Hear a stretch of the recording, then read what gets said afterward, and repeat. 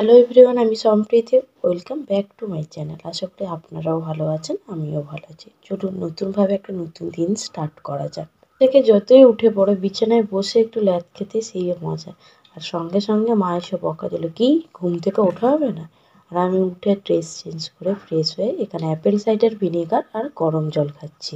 Cider vinegar skin আর weight loss করতে খুবই helpful.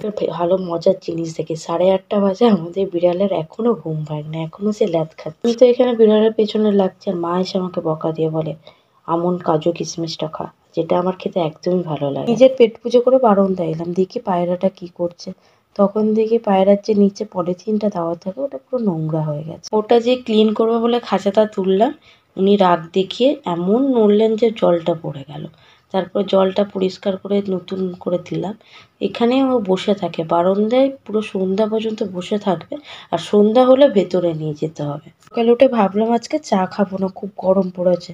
কিন্তু আবার খুব মাথা ব্যথা করছিল, কেমন একটা ফিল হচ্ছিল, তাই চা বানিয়ে নিলাম। এদিকে আমার মতন যারা যারা চা খাও, নেশা আছে কিন্তু চা না খেলে কেমন ফিল হয় ওটা জানিও।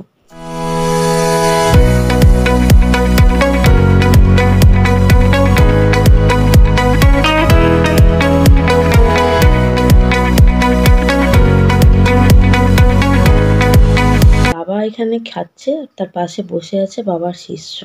বাবা যতক্ষণ খাবে ও ওখানে বসে থাকবে, কিন্তু ওকে মুড়ি দেওয়া হয়েছে সাইডে, একটু মুড়ি খেয়েছে। কিন্তু মিষ্টি খেতে খুব ভালোবাসে।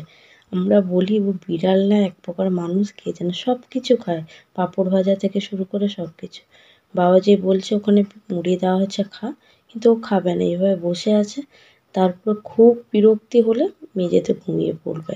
এই হচ্ছে ওর সারাদিনের কাজকর্ম। দেখো এমনভাবে তাকিয়ে থাকবে, তোমার মনে হবে যে না একটু মুড়ি দিই। আর এখানে দেখো, আমাকে দিলি না তো, দেখো কেমন ঘুমিয়ে পড়লো এই সাইডে এসে। এই হচ্ছে পৃথিবীর সব থেকে সুখী। মা আর আমি এখানে সকালের খাবার খাচ্ছি, আমি খাচ্ছি মুড়ি, মা খাচ্ছে পান্তা। ওকে বললাম টাইম কাটছে না, কি করা যায়? মা বলল, রান্না করবি? আমি বললাম হ্যাঁ রান্না করব। তাই মায়ের কথা শুনে চাল কুমড়োর তরকারি রান্না করবো। আমি বললাম চাল কুমড়োর তরকারিটা কী করে হয় আমাকে বলে দাও। মা তার মায়ের রান্না বলে দিল। যেমন কথা তেমন কাজ, তাই এখানে লেগে পড়লাম। কড়াইতে তেল, শুকনো লঙ্কা, পাঁচফোড়ন দিয়ে ভাজা ভাজা হতে আলু আর চাল কুমড়ো হলুদ নুন দিয়ে সেদ্ধ করতে বসিয়ে দিলাম। তারপরে বললাম তাহলে আর কিছু দিতে হবে না। মামু হেসে বলল, ওটায় জিরে আর সর্ষে বাটা দিয়ে দে। সর্ষে বাটা দিলাম, তারপরে ঢাকা দিলাম। এইভাবে এক একটা করে রান্না করলাম। তারপরে এখানে আমি সকালের বাসনগুলো সব মেজে নিচ্ছি। এখানে কালকে বাজার থেকে এসেছিল আলু আর পেঁয়াজ, এই আলু আর পেঁয়াজটাকে ঝুড়িতে গুছিয়ে রেখে দিচ্ছি। গরম পড়েছে তাই ভাবলাম টক দই লস্যি বানাই। আর এখানে টক দই নিয়ে নিয়েছি, ঠান্ডা জল, বরফ, চিনি, নুন দিয়ে ভালো করে মিক্সড করতে থাকলাম। তারপরে ভালো করে মিক্সড হয়ে গেলে একটা গ্লাসে করে বাবাকে দিলাম। তো বাবা বলছে টক দই লস্যি রেডি। আমি বলি হ্যাঁ খাও। বাবাকে দিলাম। বাবা তো এখানে খাচ্ছে, খেয়ে বললো না ভালো হয়েছে খুব। দেখা বললো কে বানিয়েছে তো দেখতে হবে না, তোমার মেয়ে বানিয়েছে তো ভালোই তো হতো। তেমনি আমিও এখানে এক গ্লাস টক দই নিয়ে চলে এলাম বারান্দায়। তাই ভাবছি বারান্দায় এসে যে আমরাও তো টক দই খাচ্ছি, পায়রার কি গরম লাগে না? তারপর পায়রাকে বললাম তুই কি টক দই খাবি? সে তো তাকিয়েই আছে। দুপুরের মেনুতে ছিল উচ্ছে ভাজা, পাঁচমিশালি সবজি, আর হচ্ছে মাছের পাতলা করে ঝোল।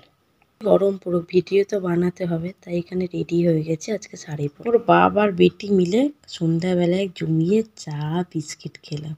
আর এখানে দেখো, যার যে বিস্কিট খাওয়া হচ্ছে, বাবার যে শিষ্য আছে সে তো হাজির হবে। সে আবার বিস্কিট খাবে না, তাকে মুড়ি দিতে হবে। আর ও হচ্ছে মুড়ির ভক্ত। সন্ধ্যায় বানিয়েছিলাম পাটিসাপটা পিঠে। কড়াইটা গরম করে এখানে অল্প একটু ঘি দিতে পারো, ঘি না থাকলে সাদা তেলও ব্যবহার করতে পারো। আমার কাছে ঘি ছিল তাই ঘি দিয়েছি। এতে একটু এলাচ গুঁড়ো, নারকেল কোড়া, চিনি, নুন অল্প একটু দিয়ে মিক্সড করতে হবে। আর যদি ভালো লাগে তাহলে অল্প একটু আমুল দুধও দিতে পারো। এখানে আমি আমুল দুধও ইউজ করেছিলাম। তো এটা করার পর যখন হালকা একটু লালচে চলে আসবে, একটু আঠা আঠা ভাব আসবে, তখন পুরটা রেডি হয়ে যাবে।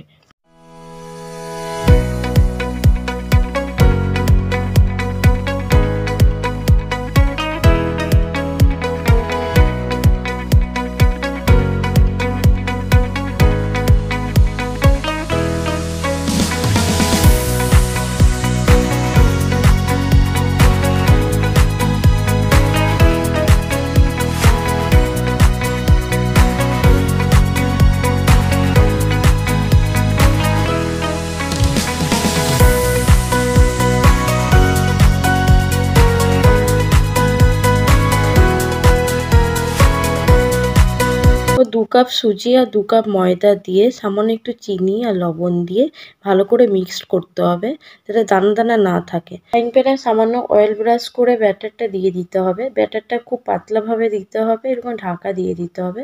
তারপর কিছুক্ষণ পর এপিঠ থেকে ওপিঠ করে দিতে হবে।